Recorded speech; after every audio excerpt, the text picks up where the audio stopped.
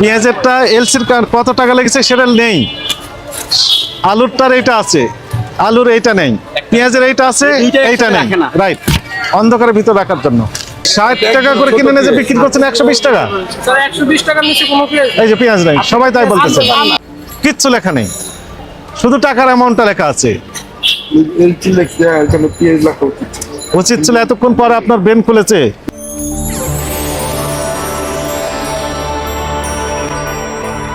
হ্যাঁ, আপনার স্কেলের কাগজটা দেন, আপনি তো ইন্ডিয়ান কাগজ বিক্রি করেন না, আলু কাগজ বের করেন।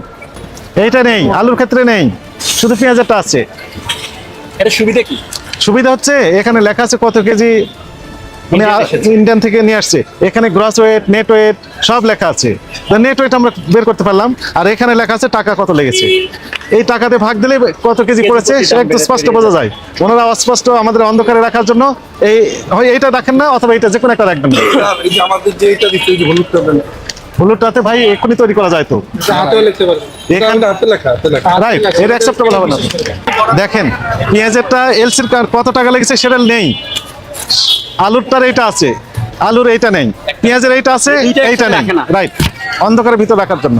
আপনি কি বুঝতে পেরেছেন? আপনার নাম কি? আমার নাম রহমাতুল্লাহ। রহমতুল্লাহ। ইকবাল ট্রেডার্স না? আপনি মালিক? না, আচ্ছা ঠিক আছে, না, জব করেন, আমরাও জব করি। এখন পেঁয়াজেরটাও আমরা একটু ধরি, পেঁয়াজের এলসির কাগজটা দেখান, সেটা হচ্ছে কত টাকার লেগেছে জান। পেঁয়াজের এইটা আছে, এইটা নেই, একই মেসেজ, একই প্রতারণা, একই প্রতারণা ঘুরে ফিরে। না, এটা তো কয়েক জায়গায় দিয়ে যত জায়গায় দিবেন তত জায়গায় ফটোকপি দিয়ে দিবেন, ফটোকপি দিবেন, হয়ে গেল। মূল কপি তো ওনার কাছেই থাকবে। এইটা হাতে লেখা, আমি যদি এখানে একটা প্রেসে বলি যে এই নাম দিয়ে আমাকে তৈরি করে দেন, উনি আমাকে তৈরি করে দিতে পারবেন। আমি হাত দিয়ে লিখে দিলাম বাড়িয়ে দিয়ে দাম, এটা তো সম্ভব। রাইট, এটা চলবে না। একটা বিষয় আমরা ক্লিয়ার হলাম, পর্যাপ্ত পেঁয়াজের মজুদ আছে, পেঁয়াজ কোনো কম নেই, আলুও কম নেই। সমস্যাটা কোথায়? কারচুপি। কোনো বাজারে আলু কম নেই, কোনো বাজারে পেঁয়াজ কম নেই। এনারা শেষ পর্যন্ত বলেন যে পচে যাচ্ছেন, তবুও দাম কমাবেন না।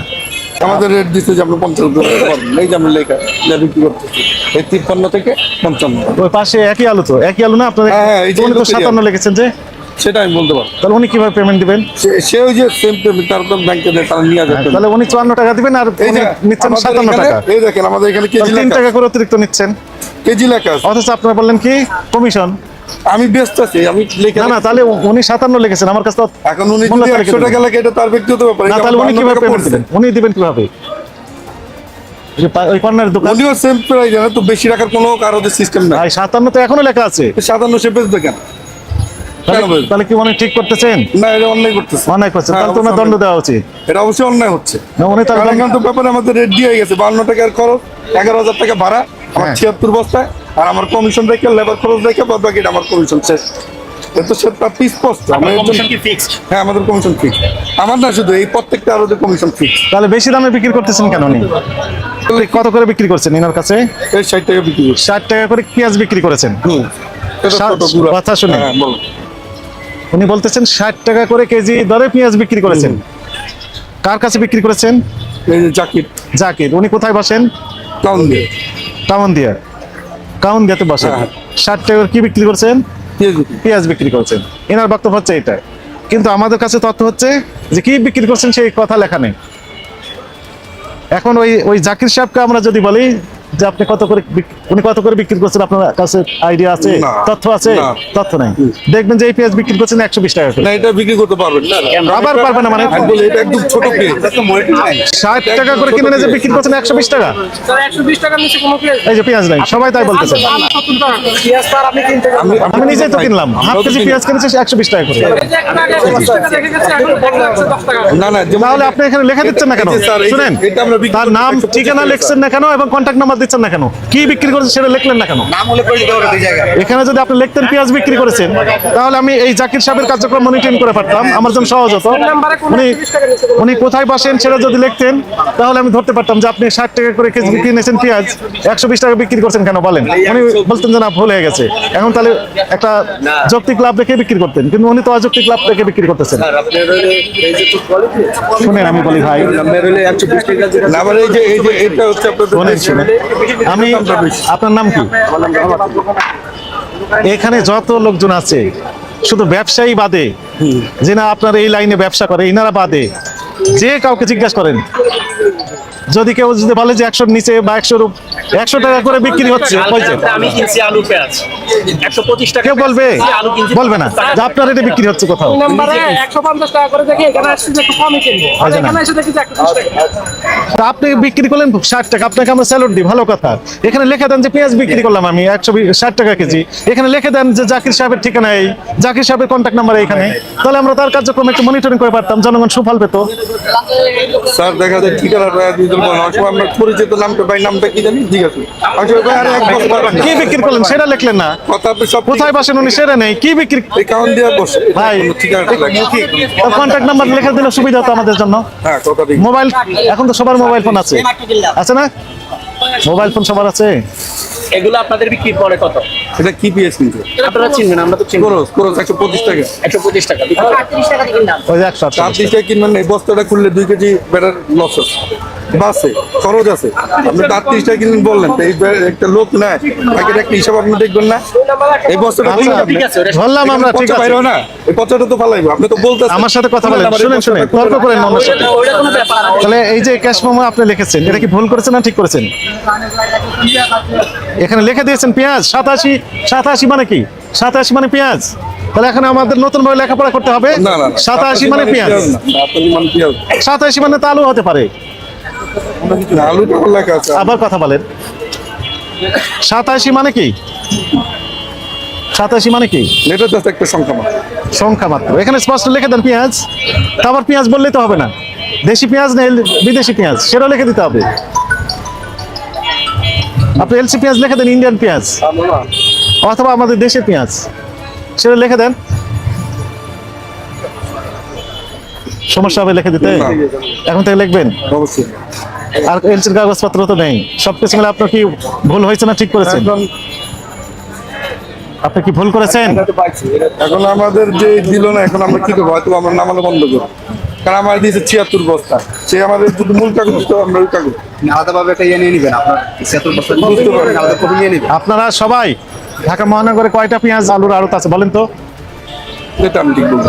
আপনি সব বলতে পারবেন, আপনি এই লাইনে ব্যবসা করেন, আপনি জানেন না, কে না জানে? না, এই আমি এটা জানি না কি হবে, মাঝে মাঝে আমি বলতে পারবো। শ্যামবাজারের সবচেয়ে বড় পেঁয়াজ আলুর আড়ত হ্যাঁ শ্যামবাজার, কারণ যাত্রাবাড়ি আছে না, কারওয়ান বাজার আছে না, আমি ওদিকে যাই না, চিনেন না আপনি? চিনি না ঠিক তা না, যাওয়া হয়নি তখন আমরা যাই। যাওয়ার তো দরকার নেই। হ্যাঁ। 5-7টা বড় বড় পাইকারি আড়ত আছে আলু পেঁয়াজের। কারণ বাজার, কারওয়ান বাজার, যাত্রাবাড়ি, শ্যামবাজার, এই মিরপুর 1 নম্বর শাহালি মার্কেট, সাদেক খান কৃষি মার্কেট আছে না, তারপর মোহাম্মদপুর কৃষি মার্কেট, মিরপুর 11 নম্বরও বিক্রি হয়। এই মোটামুটি এইরকম মোটা দাগে এই স্পটগুলোতে বড় আড়তগুলো রয়েছে। আপনারা সবাই যদি এই ব্যাপারীকে বলেন যে আপনার বৈধ কাগজপত্র ছাড়া আমরা কেউ বিক্রি করতে পারবো না, ওই যে আমাদের আগে আগে এসে বলছে, যেমন ওনারা আমরা কয়েকবার বলার পরে সে আমাদের ফটো দিয়ে গেছে। আপনি কি বলতেছেন আমি কি বলছি মিলে না আমার ঠিক সাথে? আছে, আপনি কথা ঠিক আপনারা আছে। সবাই বলেন তাদের আমাদের যে কাগজ কাগজ দিতে হবে, আমরা তাদের বলছি, তার আমাদের এই কাগজগুলো দিচ্ছে। এই কাগজ না, এলসির কাগজপত্র সহ দিতে হবে, এর সাথে এলসিটাও দিতে হবে, রাইট?